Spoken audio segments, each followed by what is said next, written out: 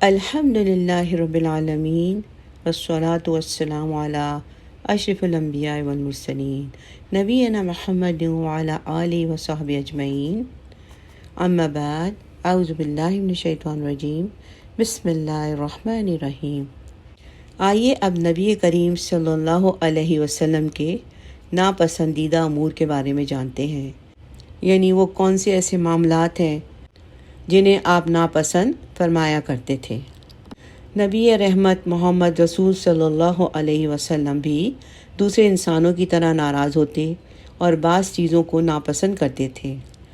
لیکن آپ کا غصہ بھی اللہ کی خاطر ہوتا تھا اور آپ صلی اللہ علیہ وسلم کی ناپسند بھی اللہ کے لیے ہی ہوتی تھی۔ آپ صلی اللہ علیہ وسلم کبھی بھی اپنی ذات کے لیے ناراض نہ ہوتے، نہ ہی ناپسندیدگی کا اظہار فرماتے۔ جب آپ کی یہ شان عظیم تھی تو پھر لازم ہے کہ آپ صلی اللہ علیہ وسلم کی ناراضگی بھی اسی بات اور اسی چیز میں ہوگی جس سے اللہ ناراض ہوگا، اور آپ کی ناپسندیدگی اور نفرت بھی اسی چیز اور اس بات سے ہوگی جس سے اللہ تبارک و تعالیٰ ناپسند کرتا ہوگا۔ چنانچہ انہی ناپسندیدہ چیزوں میں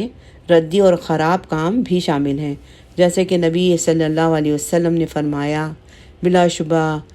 اللہ عز و جل بلند پایا اور نہایت معزز امور کو پسند فرماتے ہیں، جبکہ ردی قسم کے خراب کاموں کو ناپسند فرماتے ہیں۔ نبی کریم صلی اللہ علیہ وسلم بھی اسی طرح نہایت ردی قسم کے ان اخلاق سے نفرت کرتے تھے جن کو اللہ عز و جل بھی ناپسند کرتے ہوں، اور وہ معاملات کے جنہیں نبی کریم ناپسند کرتے تھے وہ منع کردہ کام تھا کہ جس سے اللہ تعالیٰ نے اپنی کتاب قرآن کریم میں یا اپنے پیغمبر نبی کریم صلی اللہ علیہ وسلم کی زبان مبارک کے ذریعے منع فرمایا تھا۔ چنانچہ ان امور میں اللہ تعالیٰ، اس کے رسولوں اور اس کے فرشتوں وغیرہ کے ساتھ کفر کرنا ہے، اللہ تبارک و تعالیٰ کے ساتھ شرک کرنا، بڑے جرائم کا ارتکاب کرنا اور مکمل طور پہ نافرمانی کرنا، یہ تمام امور شامل تھے۔ اس کے علاوہ نبی کریم صلی اللہ علیہ وسلم بری خصلتوں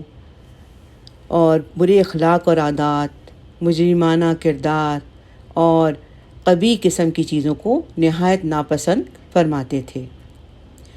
نبی کریم صلی اللہ علیہ وسلم کی صفات عالیہ میں سے ایک صفت یہ بھی تھی کہ آپ صلی اللہ علیہ وسلم اس شخص کی طرف توجہ ہی نہیں فرماتے تھے جس کو آپ ناپسند کرتے ہوتے،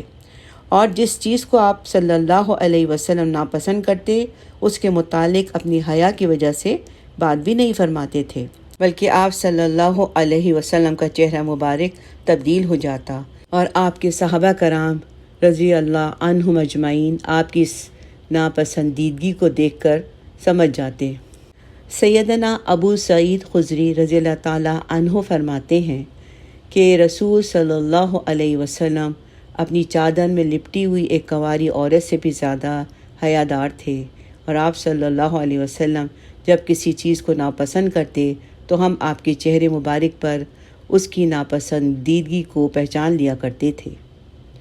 حضور صلی اللہ علیہ وسلم کی سنت یہ تھی کہ آپ جب کسی ایسی چیز کو دیکھتے جسے آپ صلی اللہ علیہ وسلم ناپسند کرتے ہوتے تو ہر حال میں اس بات پر اللہ سبحانہ تعالیٰ کی حمد و ثنا کرتے ہوئے فرماتے، الحمد للہ علی کل حال، ہر حال میں اللہ کا شکر ہے۔ نبی کریم صلی اللہ علیہ وسلم کے ناپسندیدہ اور مکروہ امور میں سے کفر ہے، یعنی رائے حق سے پلٹ جانا اور گناہ کا ارتکاب کرنا۔ رسول صلی اللہ علیہ وسلم نے اللہ تبارک و تعالیٰ سے دعا کرتے ہوئے فرمایا، اے اللہ، ہمارے نزدیک ایمان کو محبوب تر بنا دیں اور ہمارے دلوں میں مزین فرما دیں، اور ہمارے نزدیک کفر، رائے حق سے انحراف اور گناہ کو نہایت ناپسندیدہ کر دے۔ اس دعا کا جواب اللہ سبحانہ تعالیٰ نے سورہ الحجرات آیت نمبر 7 میں یوں دیا ہے،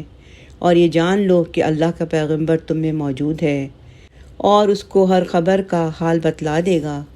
بہت ساری باتیں ایسی ہوتی ہیں کہ اگر وہ تمہارا کہنا ان میں سے مان لیا کرے تو تم آفت میں پھنس جاؤ گے، مگر عمدہ بات یہ ہے کہ اللہ نے تم کو ایمان کی محبت عطا کی اور تمہارے دلوں میں اس کو اچھا کر دکھایا ہے، جبکہ کفر، نافرمانی اور گناہ سے تم میں نفرت ڈال دی گئی ہے۔ یہی لوگ تو اللہ کے فضل و کرم سے ٹھیک راستے پر ہیں۔ سبحان اللہ۔ اب اگلی ناپسند ہے حضور صلی اللہ علیہ وسلم کی کہ دوران نماز درندوں کی طرح بازو کو پھیلانا نبی کریم صلی اللہ علیہ وسلم کو انتہائی ناپسند تھا۔ ام المؤمنین سیدہ عائشہ رضی اللہ تعالی عنہا بیان کرتی ہیں کہ رسول اللہ صلی اللہ علیہ وسلم نماز کو تکبیر تحریمہ اور الحمدللہ رب العالمین کی قرآت سے شروع فرماتے تھے، اور جب رکوع میں جاتے تو اپنے سر مبارک کو نہ زیادہ اوپر اٹھاتے نہ ہی زیادہ جھکاتے تھے، مگر یہ ہے کہ ان دونوں کے درمیان رہتے۔ جب اپنا سر مبارک رکوع سے اٹھاتے تو تب تک سجدہ میں نہ جاتے حتیٰ کہ بالکل سیدھا کھڑے ہو جاتے، اور جب اپنا سر مبارک سجدے سے اٹھاتے تو دوسرا سجدہ تب تک نہ کرتے حتیٰ کہ بالکل سیدھا ہو کر بیٹھ جاتے۔ اور آپ صلی اللہ علیہ وسلم ہر 2 رکعت کے بعد التحیات پڑھتے تھے، اور آپ صلی اللہ علیہ وسلم اس بات کو نہایت ناپسند کرتے کہ آپ اپنے دونوں بازوؤں کو درندوں یعنی جانوروں کی طرح زمین پر پھیلائیں، اور تشہد میں آپ اپنے بائیں پیر کو بچھا کر اس طرح بیٹھ جاتے اور دائیں پیر کو کھڑا رکھتے تھے، اور آپ صلی اللہ علیہ وسلم شیطان کے نقش قدم پر چلنے سے منع فرماتے، اور اپنی نماز کا اختتام دونوں طرف سلام پھیر کر کرتے تھے۔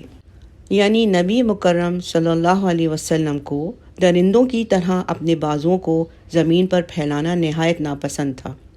اور درندوں کی طرح دونوں بازوؤں کو زمین پر پھیلانا، سجدہ کرتے وقت زمین کے ساتھ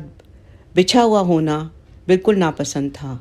سیدنا انس بن مالک رضی اللہ تعالیٰ عنہ بیان کرتے ہیں کہ نبی مکرم صلی اللہ علیہ وسلم نے اس حالت سے منع فرمایا اور یہ ارشاد فرمایا، حالت سجدہ میں سیدھی اور درست حالت کو اختیار کرو، اور تم میں سے کوئی شخص بھی کتے کی مانند بازو پھیلانے کی طرح اپنے بازو زمین میں نہ بچھائے۔ نبی کریم صلی اللہ علیہ وسلم اس بات کا حکم دیتے ہوئے فرماتے ہیں کہ جب تم سجدہ کرو تو اپنی دونوں ہتھیلیوں کو زمین پہ رکھو اور اپنی دونوں کوہنیوں کو اٹھا کر رکھو۔ نبی کریم صلی اللہ علیہ وسلم سجدے کی حالت کا صحیح طریقہ سکھاتے ہوئے انس بن مالک رضی اللہ تعالیٰ عنہ سے بیان فرماتے ہیں کہ اپنے بازوؤں کو زمین پر مت پھیلاؤ، بلکہ اپنی دونوں ہتھیلیوں پر اپنے وجود کا بوجھ ڈالو، اپنے دونوں بازوؤں کو جوف دار بناؤ یعنی گولائی کی صورت میں۔ اس طرح تم نے جب کر لیا تو جانیے کہ تمہارے پورے وجود کے ساتھ تمہارے ہر عضو نے سجدہ کیا۔ سبحان اللہ۔ یہاں ہمیں سجدے کے دوران صحیح حالت اور کیفیت کے بارے میں پتہ چلا، اور اس میں بہت بڑی حکمت بھی ہے جس کا تعلق پورے بدن سے ہے۔ بارک اللہ لی و لکم۔ الحمدللہ رب العالمین والصلاة والسلام علی رحمت للعالمین۔